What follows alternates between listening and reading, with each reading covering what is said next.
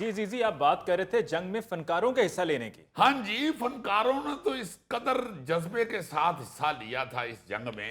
اچھا. جیسے ہی ریڈیو پاکستان لاہور سے بھارتی حملے کی خبر نشر ہوئی ہے نا جی، ہاں جی ہاں جی. اس کے فوراً بعد ناصر بھٹی صاحب مرحوم کی آواز میں فلم چنگیز خان کا ایک نغمہ تھا، ترانہ کہہ لیں، اے مرد مجاہد جاگ ذرا وقت شہادت ہے آئے.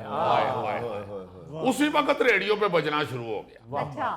اچھا، جنگ کے حوالے سے صدر ایوب کی تقریر کے فوراً بعد سلیم رضا صاحب، اوئے ہوئے ہوئے ہوئے، سلیم رضا کیا سنگر ہوئے ہیں اور کیا پیارے انسان تھے. بالکل. سلیم رضا صاحب مرحوم سب سے پہلے ریڈیو اسٹیشن پہنچے اچھا. اور بلا معاوضہ اپنی خدمات پیش کرنے کا اعلان کیا.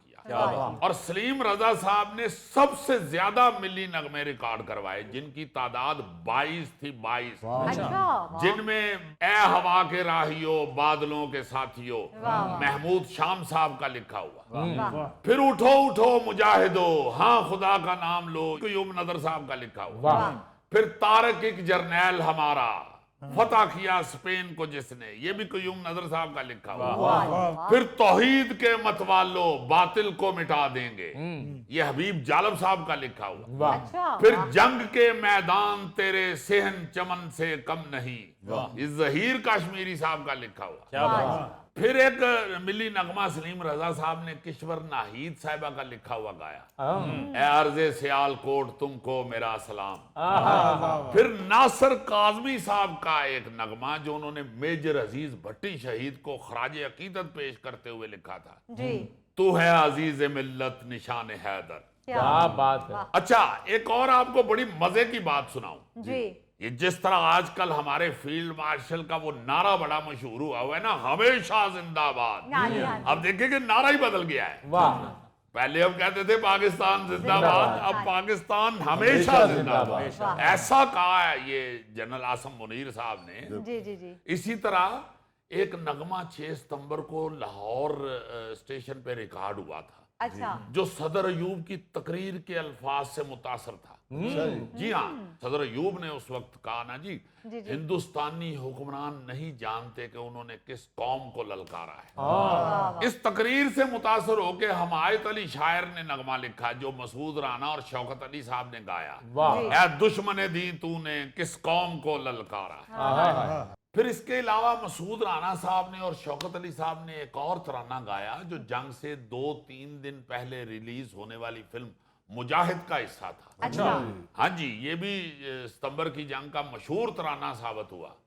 حمایت علی شاعر نے اسے لکھا تھا اور خلیل احمد کی موسیقی تھی. وہ کیا تھا، ساتھیو مجاہدو، وہ تو بڑا ہی پاپولر ہوا تھا. پھر مسعود رانا صاحب اور شوکت علی صاحب نے 13 ستمبر کو حبیب جالب صاحب کا لکھا ہوا ایک ملی نغمہ گایا، کر دے گی قوم زندہ ماضی کی داستان نے. یہ نغمہ بھی فلم وطن کا سپاہی کا بھی حصہ بنا تھا.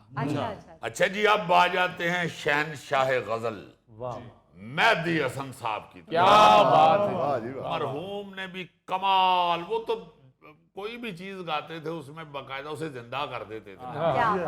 یہ تو بڑی مشہور بات ہے کہ فیض احمد فیض صاحب کیا اور احمد فراز صاحب کیا، جو غزلیں مہدی صاحب نے ان کی گائیں، وہ کہا کرتے تھے کہ جو ہماری غزل مہدی حسن صاحب گا دیں یہ پھر ان کی ہوتی ہے، ہماری نہیں ہوتی. وہ پھر ہمارے پاس وہ اچھی نہیں لگتی، وہ انہی کے پاس اچھی لگتی ہے، اس کی گفتگو انہی کے ساتھ کیا. کیا بات. تو ستمبر کی یہ جو جنگ تھی اس میں پھر شہنشاہ غزل نے جو نغمے ریکارڈ کروائے وہ بھی اپنی مثال آپ بنے. مسرور انور صاحب کا ایک نغمہ جو سہیل رانا کی بنائی ہوئی دھن میں گا کر امر کر دیا تھا، اپنی جان نذر کروں اپنی وفا پیش کروں قوم کے مرد مجاہد تجھے کیا پیش. میں کہتا ہوں جی کہ ایسے خوبصورت انداز میں ایسے دل سے گایا کہ بخدا وہ مجھے آج تک یاد ہے کہ ہمارے ایک محلے میں رہا کرتے تھے، فوجی آفیسر تھے وہ ریٹائرڈ، اختر صاحب، وہ یہ لگا کے نا جی تو تو آنکھیں بند کر کے سنا کرتے، بوڑھے ہو چکے ہوئے تھے تو مجھے آج تک یاد ہے کہ وہ ایسے آنکھیں بند کر کے نا تو ایسے ایسے کرتے رہتے. کیا فیل کرتے ہاں جی، مجھے ایسے لگتا تھا کہ یہ ایسے مجھے محسوس ہوتا تھا کہ ان کا جو حاصل ہے نا جی زندگی کا وہ یہ نغمہ ہے جس قدر یہ مگن ہو کے اور مست ہو کے یہ سنتے ہیں. اس کے علاوہ مہدی صاحب نے بہت سارے ملی نغمے گائے جن میں اللہ کے وعدے پہ مجاہد کو یقین ہے، اب فتح مبین فتح مبین فتح مبین ہے، یہ رئیس امروہی صاحب کا لکھا ہوا تھا. اچھا. پھر اے ارض لاہور اے اہل لاہور داتا کی نگری ہے شہر لاہور، یہ بھی رئیس امروہی صاحب کا لکھا ہوا. پھر وہ سیال کوٹ کے میدان کارزار کو دیکھ، یہ بھی رئیس امروہی صاحب کا لکھا ہوا ہے. پھر ضمیر جعفری صاحب کا لکھا ہوا پاک شاہینوں فضا کے شہر یاروں کو سلام جی. پھر وطن کی آبرو رکھ لی وطن کے پاسبانوں نے، یہ اختر کاشمیری صاحب کا لکھا ہوا. پھر علامہ کا اقبال کا کلام اس قوم کو شمشیر کی حاجت نہیں رہتی، یہ گایا مہدی صاحب. پھر دشمن دین کے مقابل ہیں وطن کے غازی، یہ عظیم سرور صاحب کا لکھا ہوا. پھر یار وہ کافر سے جنگ ہو تو مسلمان ایک ہے، مظفر وارسی صاحب کا لکھا ہوا. پھر ہم امن پسندوں کو نہیں جنگ گوارا، جان ایلیا کا لکھا ہوا. پھر تو نگاہ چمن ہے تجھے سب مان گئے، تو فیل ہوشیارپوری کا لکھا ہوا. یہ شہناز بیگم کے ساتھ مل کے گایا مہدی صاحب.